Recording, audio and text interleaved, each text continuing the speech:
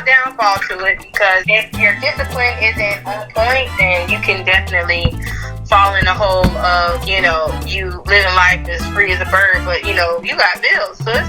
So you need to make something shake, So that would probably be the hardest part, is that I'm the only one doing what I'm doing, how I'm doing it. Okay. So you had mentioned earlier, obviously, that you are a rattler. So I want to ask you, what are some of your favorite college memories? Favorite college memories? Oh man, Set Fridays. Any family listening to this, Set Fridays, literally, like, it's a huge block party in the middle of our campus on Fridays. The DJ comes out, they have different vendors selling different shirts and FAMU apparel, and they got the barbecue man on the side of the road, like, just the whole fellowship of the fellowship. I like that word. The fellowship of the campus, like, everybody's there, like, you got the Delta strolling, you got the Q strolling, like, just the culture, you know what I'm saying, of FAMU.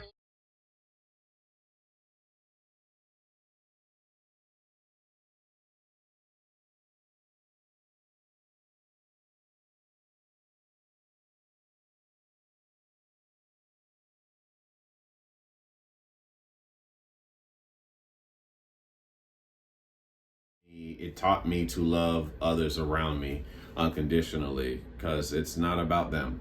It's solely about you. And whatever you do has nothing to do with them.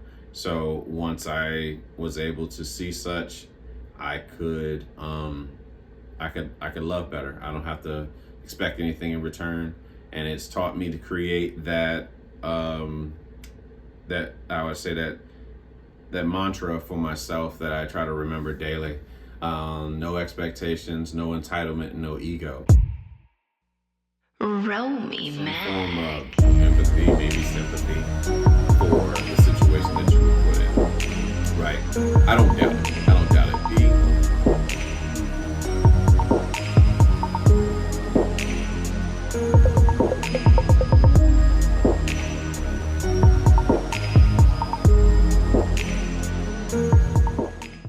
How confident are you in the candidates running for president? I'm not going to do what you see on social media, just a constant bashing of either two. I'm honestly going to speak from the heart on this thing. I have no faith in either side, and more so because of competency and confidence, and as well as the ability to stick to like the issues versus tearing each other down. I do not care about what Trump did in his last presidency. I do not care about Trump's shortcomings. You know what I'm saying? I don't care whether or not Kamala's black or not. Like, why is that even the focus? That just goes to show you how ignorant we are collectively, that we are more inclined to focus on whether or not she is black or Indian, Polynesian, or whatever Chick-fil-A sauce you want to call her. You know what I'm saying? Like, I don't give a fuck about that. My focus is, can you get the job done? And who the fuck knows how to be a president? I damn sure don't. I don't. I won't pretend to act like I do. But yeah, when it comes to presidency, I'm someone who looks at this like, I don't care about either side. I don't care about blue or red. I'm not, just whatever gang you want to be in, that is all on you. What my focus is, who's going to carry out, who has something that's going to deal with the issues that we, the people, have to, to deal with. And I hate the fact that I don't even like the fact that we got a hand in with the government. You know what I mean? I wish that we can do our own thing, govern our own selves. But I mean, this is America, and this is it's a supposed democracy as to how things are supposed to be done. But I really would appreciate if we could get past all the theatrics and get down to what's really going to happen. I think that's probably the better way to do it. I don't need you to do a smear campaign on the other person. I just want you to tell me exactly what you can do that is going to essentially change some of the issues that we have going on. Now, where we call bullshit, with Kamala, is that you're saying all the things that you can do when you get in the White House. You're saying all the things that you can do when you get in the White House. You are in the White House right damn now.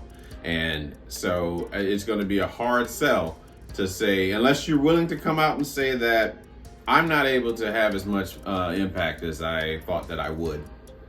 But then you'd be throwing people under the bus, namely the Congress, maybe even your president, your running mate. But nevertheless, we the people would have some form of empathy, maybe sympathy for the situation that you were put in, right? I don't doubt it. Being the first whatever of anything is going to come with its shares of challenges. The first black baseball player, first black basketball player, the first what have you, you know what I mean? So trying to be the first woman to really to make a difference. And I know that Shirley Chisholm ran for presidency, Hillary Clinton obviously ran for presidency, but to become the first president, and then on top of that, to appear as a black woman, regardless of what she is, I do not know to confirm this shit, but to appear again, to be the first black woman as a president, you're asking for a lot, you're up against a lot, so I commend you on the efforts of trying to do so. Now for Trump, you're already 70 something. I think you're at the end of 70s. And you want to become the president again as a convict.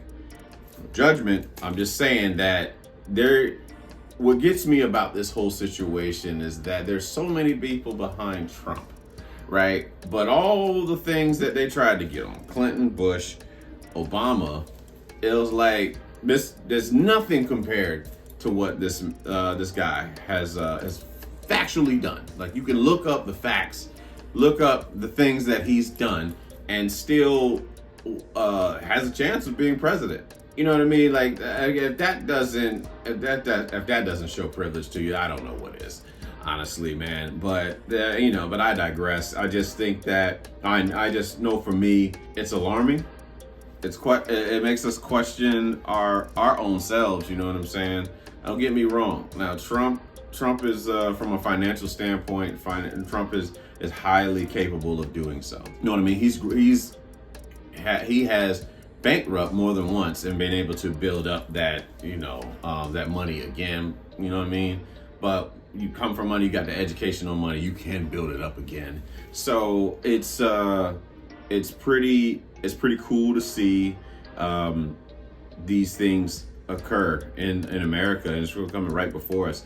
And I questioned myself and how America looked as a people if I'm another country and I'm seeing the first Biden-Trump debate, and you see 70-year-old men behaving like 5-year-olds, talking about what the other did, what the other didn't do, and blase. And then to see the second one where we practically see Trump backpedal and step over his words, and he just has that I don't know. He's a talker, but I don't think he realizes the shit that he says sometimes, and that's okay. A lot of people talk, but they're not running for presidency. And Kamala at first looked kind of slow, but then she kind of picked up herself and she kind of got on Trump about a lot of things. The moderator and Kamala kind of called Trump on the lies that he was spreading in that, and that's what I'm saying. Like, I don't want two people to come before us and have to tell lies to try to get us to vote for them. What I would like is literally just show us what you want to do. Okay, this is our plan. This is what we're doing. I don't need to talk about the other side. I don't need to tell you what they didn't do. But I mean, this is the structure of the American presidency as of the last, so many years. But to sit in front of us and tell us that you have this plan. Trump has this plan. Kamala has this plan. All right. I want to do these things for the people. Oh, okay. Thanks, Trump.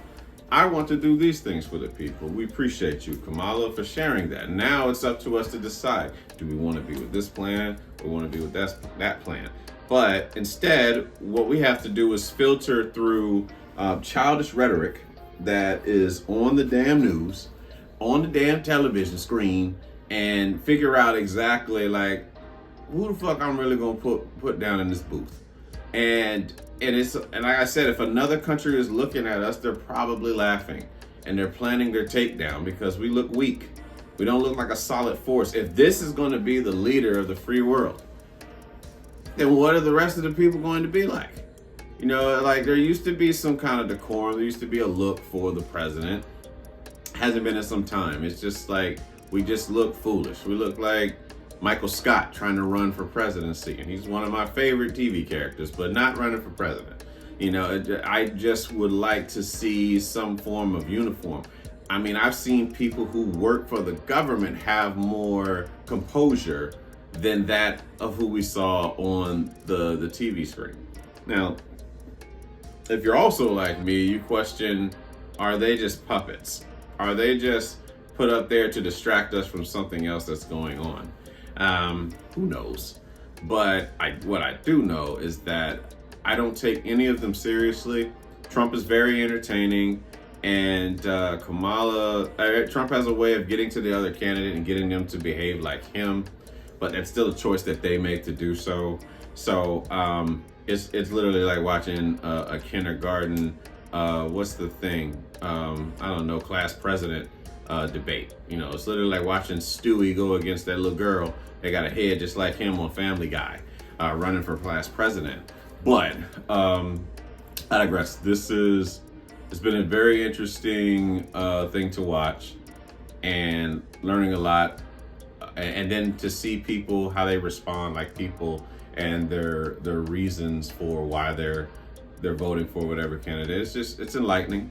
And then to hear the ignorance of some people about the very same thing. So they don't know any better, and just leave it at that. But yeah, I didn't want to answer this question like in a satire.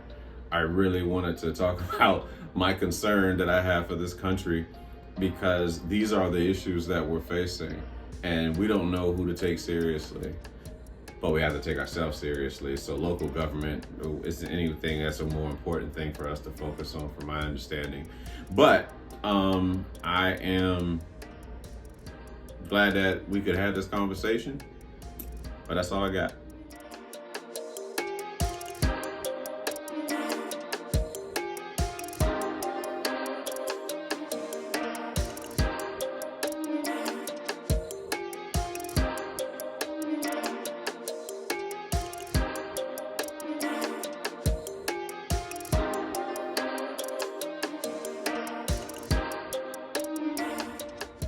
Hey, what up, everybody? Yeah, do me a favor real quick. Just hit like, subscribe, and of course, comment if you have anything, obviously.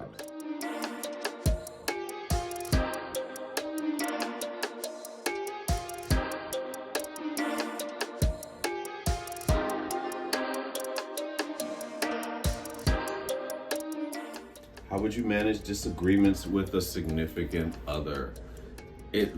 It varies, man. Like when I'm not triggered, when I'm not under PTSD, I'm gonna handle it like an adult.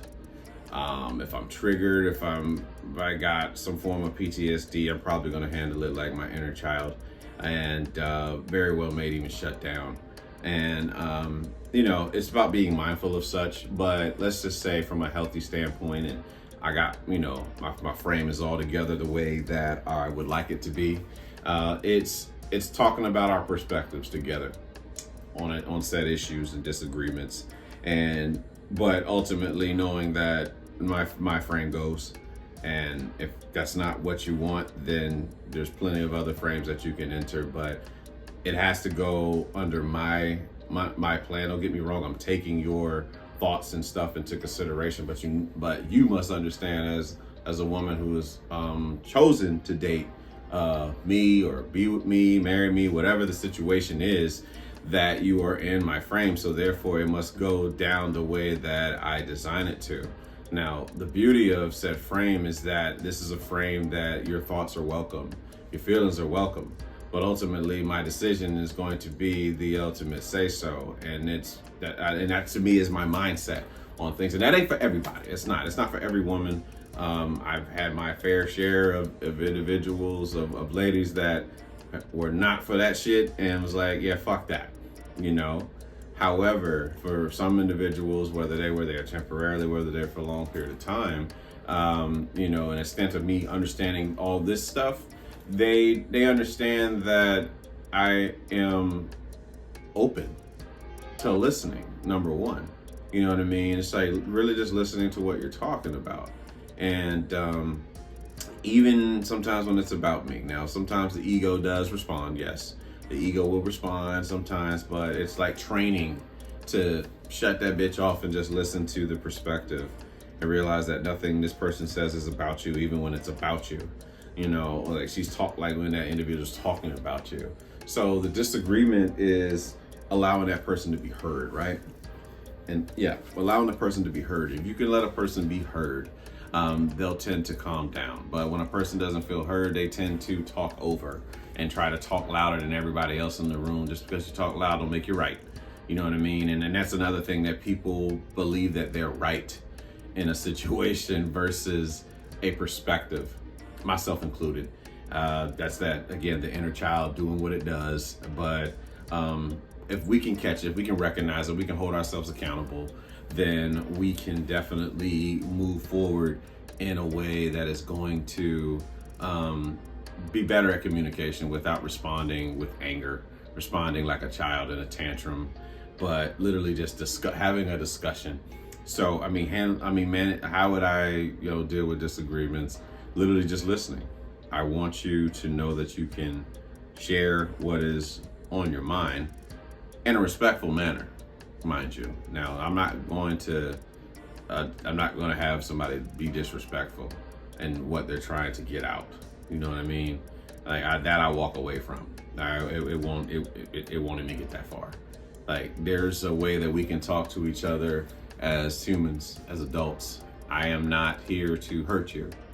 I am here to understand you and learn how to love you and understand what it is what you came from, number one. And depending on what you came from, making sure that shit does not get projected onto me. You know what I mean? And to the point, like, if you're comfortable being the victim and you just like to argue for the sake of arguing, I'm not going to be around much longer. You know what I mean? But if you have a mild spaz periodically, I can listen. I can see that it isn't me. And I can essentially be the adult that your inner child needs in that moment. Enough that allows you to feel heard and feel like you got picked up because that person didn't pick you up. And I believe that is emotional maturity. And it's not easy for a man to hold his frame, and especially I'll say for me, because I'm very much the extreme.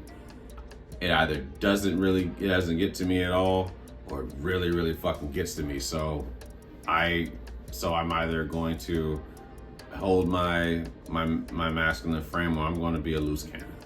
And I do my best to manage that and hone that in and be an adult. I'll deal with it internally, and do my best to make sure that I remind myself it's not about me.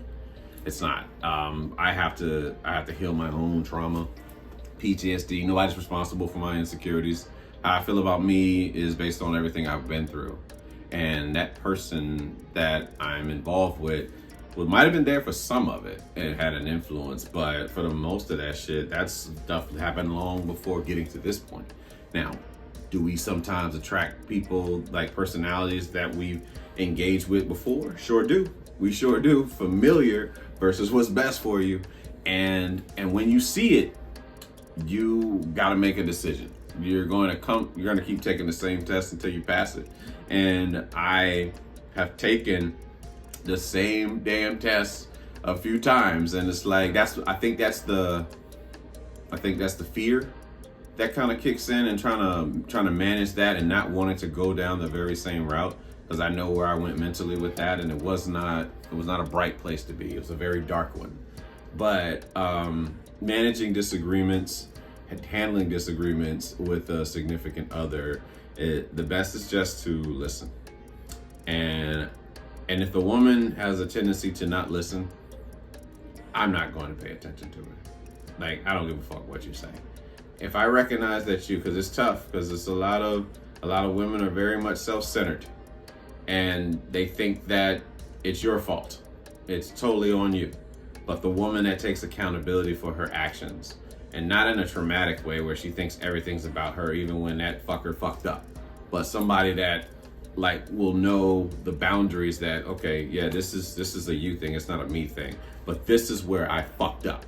Now that woman who holds herself accountable, who practices gratitude, doesn't act with so much entitled, because I think we all have just a little bit of that in us, but being mindful of it, you know, and the fact that, you know, we don't have to, we allow each other to say what's on their mind and be like, you know what, yeah, I did do that. I'll be more mindful next time. You don't have to keep saying I'm sorry. You can just be mindful and do better the next time, if indeed that, you know, that person wants to allow that to even happen again. But managing disagreements, sitting there, having the conversation, wanting to get to the bottom of things and try to grow together and be healthy. You know what I mean? It's good to be healthy. And the best way to do that is to work on yourself. Truly, don't put don't put your happiness in somebody else's hands, man. Like it drags it out. It drags out the relationship. Any relationship you got. I don't care if that's your friend. If your friend's making you responsible for how they feel, like they want you around all the damn time, don't get me wrong, it's cool to want to be with your friends. But if you're basing your happiness off of being with this person, just as a friend, or a girlfriend, or a boyfriend, whatever it is, that person's going to feel that shit, and they're going to want to get away.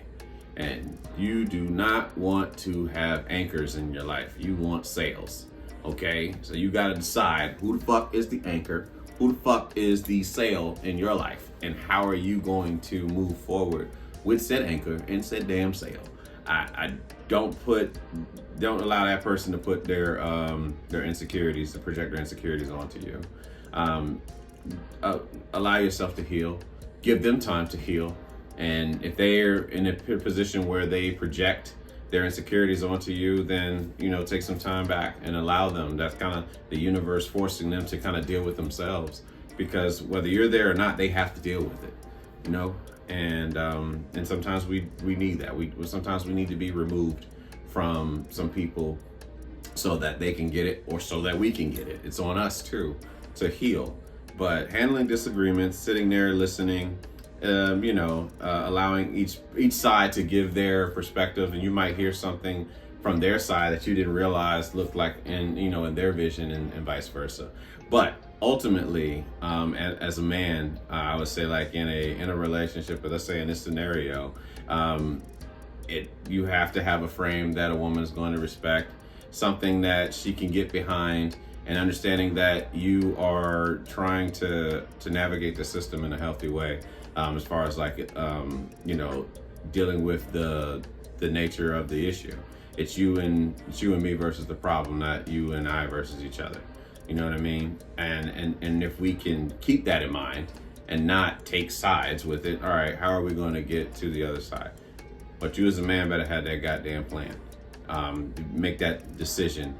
And if you're with a woman that doesn't allow you to make the decision, it only gets worse from there, man. So think about what you want. Think about the type of peace you want to have. You can have peace by yourself. You can. And it's not worth it. It's not worth it. Forever's a long time. To spend a lifetime with somebody who brings you down I'm not for it, bro. I'd rather be alone. So compliment my life and stay. complicate my life and bounce. Simple as that.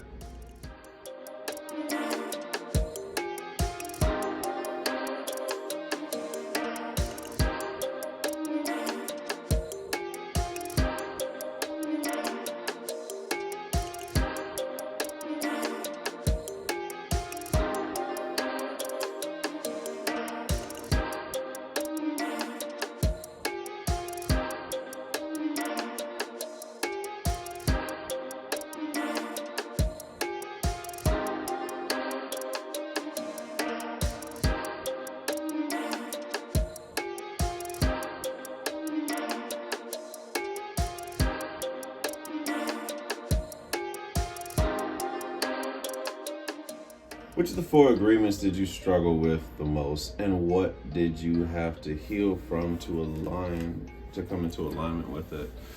Taking things personal. So the second agreement, don't take anything personal. So for me, I used to take a lot of things personal because I felt incomplete. I was always searching for love instead of recognizing in the mirror that I am it. I am love. But I took everything personal. When somebody did something, I made it about me.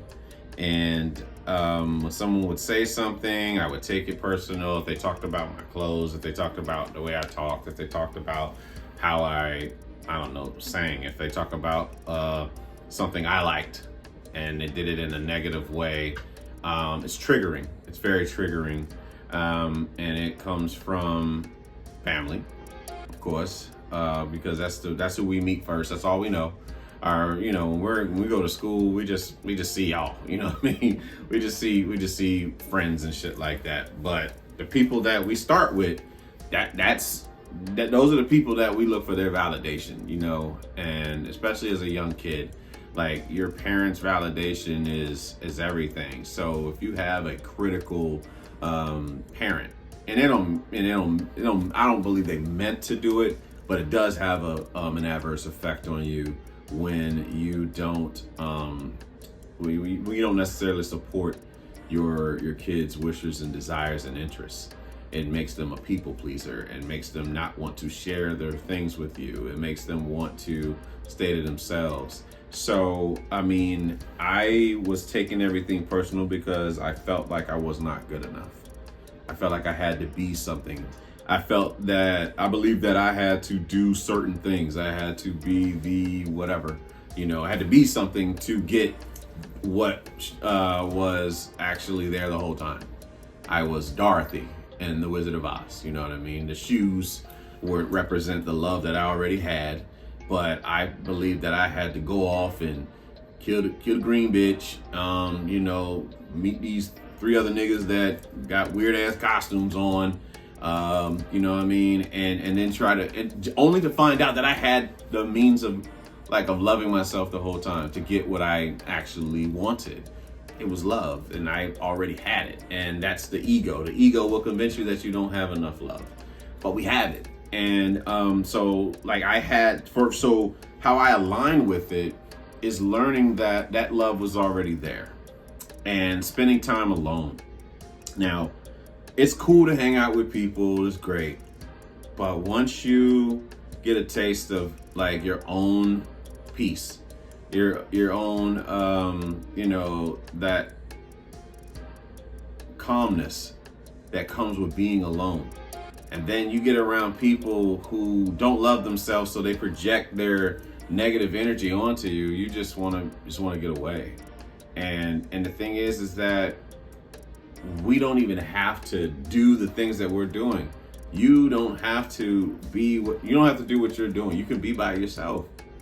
But because you're unhappy, because I believe a person is unhappy with themselves, they want to project that pain that's got them so much up here onto you so that they can feel okay. Misery loves company. You know what I mean? They want you to feel as bad as they do. And I used to do that. I really did. I used to be a downer on things. And like I said, I took everything personal. I was doing what was done to me. And I had to learn how to be the change that I wanted to see.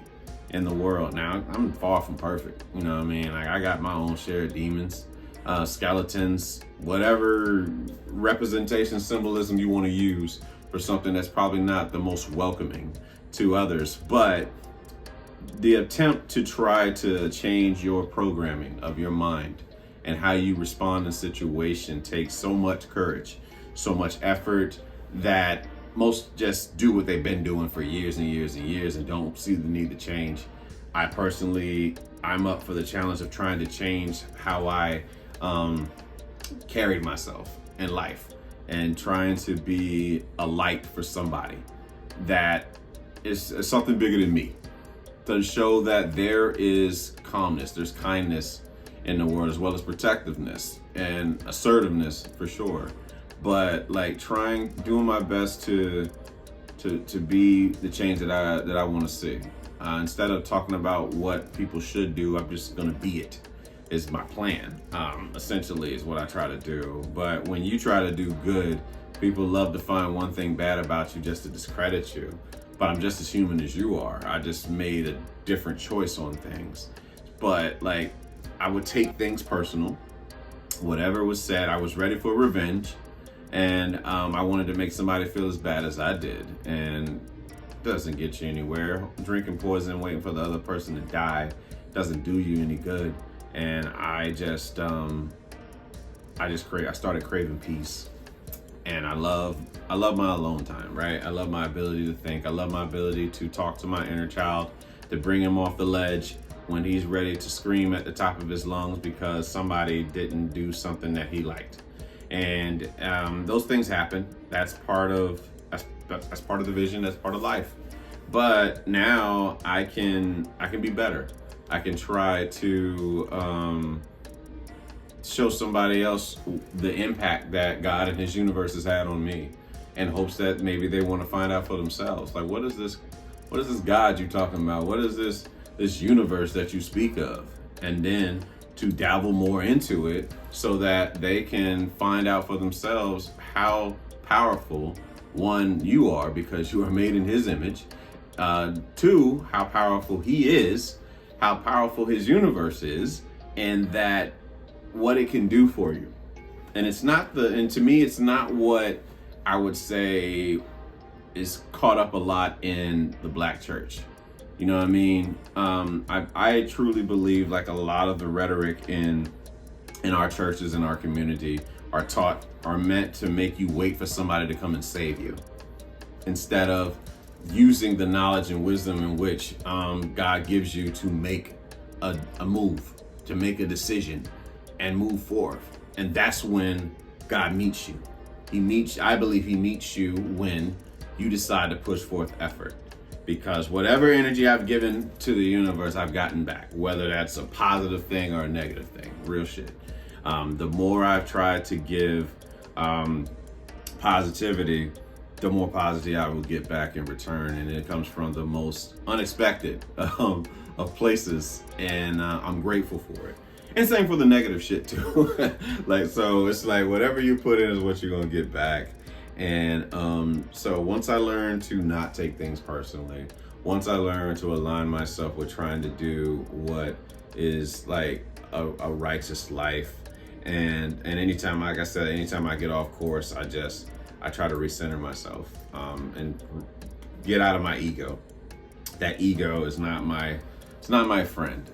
It's part of me, but it's not your friend all the time. It helps you in certain things, but for the most part, it's not your friend. So it's like learning to work with this coworker. He's not going anywhere. He's there. He's part of the mission. You gotta learn how to work with him. You gotta know when to use him. You gotta know when to let him out, and you gotta have boundaries with your own self, your own ego. And sometimes it's good. Sometimes it works well. Sometimes it takes a little bit more planning. But it definitely is something that I strive to do on a daily basis. Forgive those for what they did not know, but at the same time have boundaries with individuals that shown you who they are. And if they're not healed, they're just not healed. So it's really not much you can do about that. But nevertheless, The second agreement of don't take anything personal is the one I had the most struggles with. And I got aligned with it by just talking with my inner child and recognizing, and like through therapy, psychology, spirituality, that nothing anyone does is about me. And once I saw that, it taught me to love others around me unconditionally, because it's not about them, it's solely about you. And whatever you do has nothing to do with them. So once I was able to see such, I could love better. I don't have to expect anything in return. And it's taught me to create that that mantra for myself that I try to remember daily. No expectations, no entitlement, no ego. And if you can maintain those three, you can have healthy conversation, you can have a healthy life, and be a healthy person.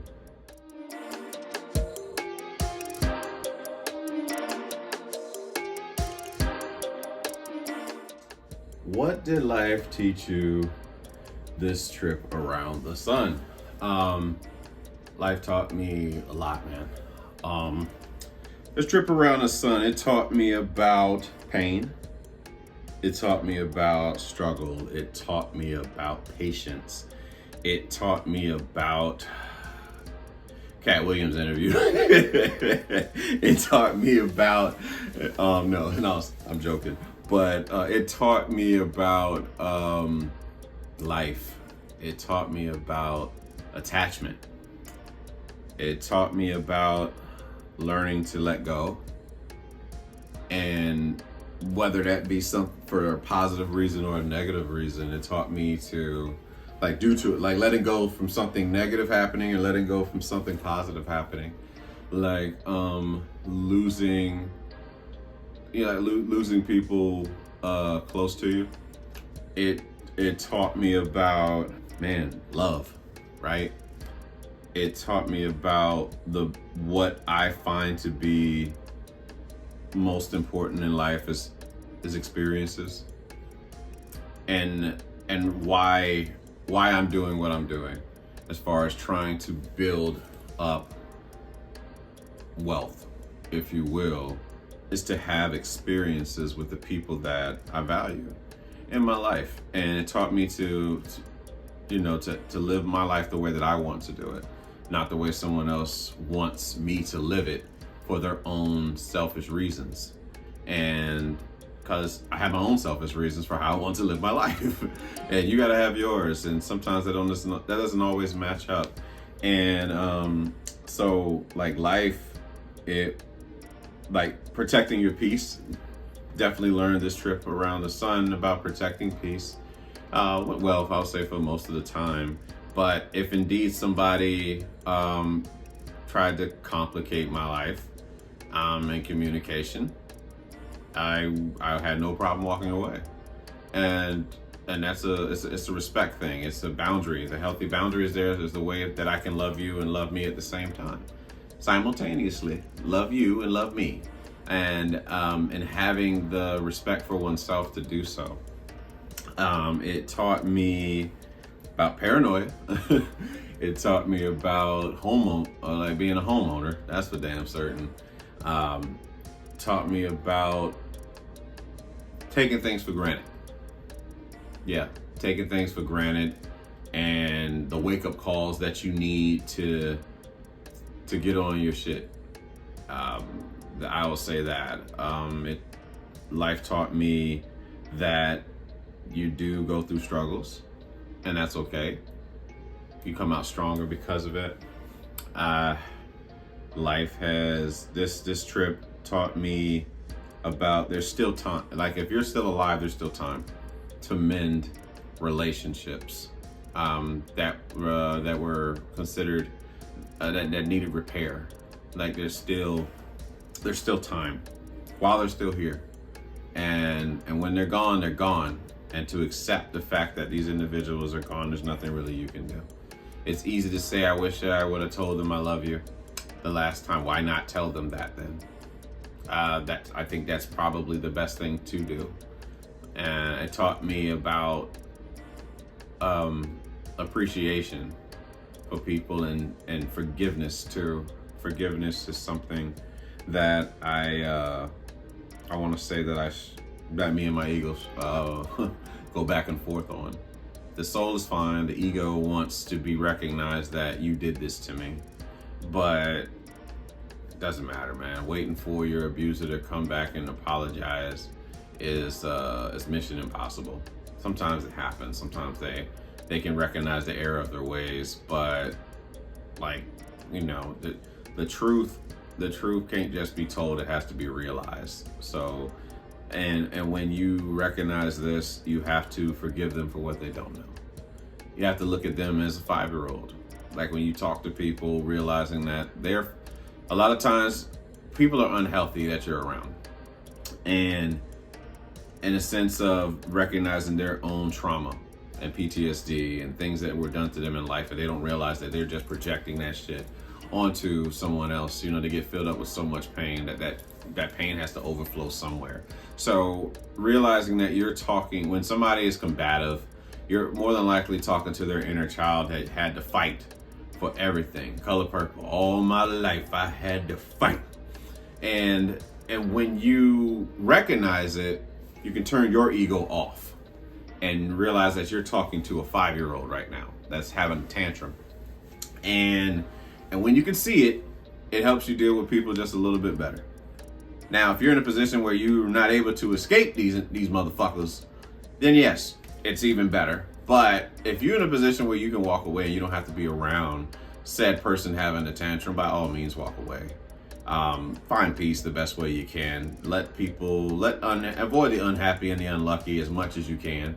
Just stay the fuck away from people who try to drain you of your peace. Energy vampires, anchors, negative Nancy's, Eeyores, everything negative about life that just feel that they have the need to just be negative. Stay the fuck clear of them, because they will try to make you join in on that damn party. I don't want VIP status at no fucking pity party. I don't. I really don't. I don't want none of it. Don't offer me nothing to drink. I don't want free admission. None of that shit. I am fine. I'm fine with my peace by myself, man. So it's got to be added. You got to complement the life with peace. So I mean, I learned that I learned that more as time goes by, and I learned that people do evolve, and that people can change, and I love to see people change. I love to see people who thought that they couldn't change go through things, realizing that they were changing, only to acknowledge the fact that they did change, so that they can be the person that they are today, and being able to be a testimony to God and His universe working within them, allowing them to see the greatness that they can do for others. That to me is healing. That's healing in a nutshell. Because some of us that have decided to heal weren't always healed. We had to be unhealed for us to get healed, you know? And when you see yourself and others, you tend to not be so upset. And you recognize that used to be me. I used to take shit personal. I used to make all these assumptions. I used to feel like the world was against me, or I was on top of the world and everything was all about me. Yep, it was all about me, until you realize that you are valued, but you're this fucking small in the galaxy. From Saturn and Mars, you're about this big. You're about this big, but your ego is bigger than the fucking galaxy. And the ego can sometimes get you caught up in some shit, man. And my ego has gotten me into a lot of things. Sometimes it can get me out of it too, but for the most part, the soul is what's going to restore you. So finding your soul eliminates all other desires. And that's an Osho quote. I love Osho. I think I pronounced this shit right. But yeah, finding your soul will eliminate all other desires, and seeing other people thrive. I love to see that. Being able to accept compliments and like people saying great things about you. Life has taught that in a year. Having grace for family, because we tend to put our family on pedestals, but they're just as human as we are, as anybody else is. Like the person that you forgave at the job for doing something is somebody else's cousin. So, I mean, we're able to have grace for them, but why aren't we having grace for our family? You don't have to be around them now. Don't get me wrong now. Don't keep going around the fucking fire asking how you got burned. But it's like, okay, I understand that you are the fire. I love you over there, Fuego, but you got to stay the fuck over there.